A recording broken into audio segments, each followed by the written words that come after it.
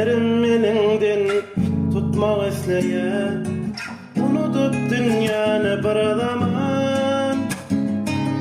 Çeksen de dertleri, nerede olsan seslen. Gülüşlerim men için cennet. Ellerim elinden kısmak isteyen, unutup dünyanı bir zaman. Çeksem de dertleri, nerede olsan seslen. Gülüşlerim men için cennet. İlki kalbime, sonra yüreğime giripsin bağıtım onu. Seyenim için yattan çıkaramanım için bugün ayrı beni bağışla. İlki kalbime, sonra yüreğime giripsin durmuşum bana. Seyenim için yattan çıkaramanım için bugün ayrı beni bağışla.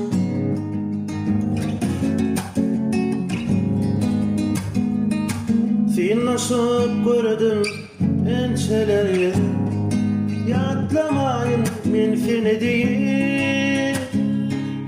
Senin aşkın, menin aşkımı kaygı deryasına sal ya. Sen nasıl gördüm neçelerge, yatlamayın men seni değil. Senin aşkın, menin aşkımı kaygı deryasına sal ya. İlki kalbime, sonra yüreğime giripsin bağıtım dolu.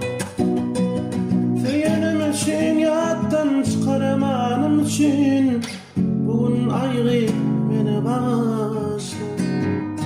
İlki kalbime, sonra yüreğime giripsin durmuşum bunu.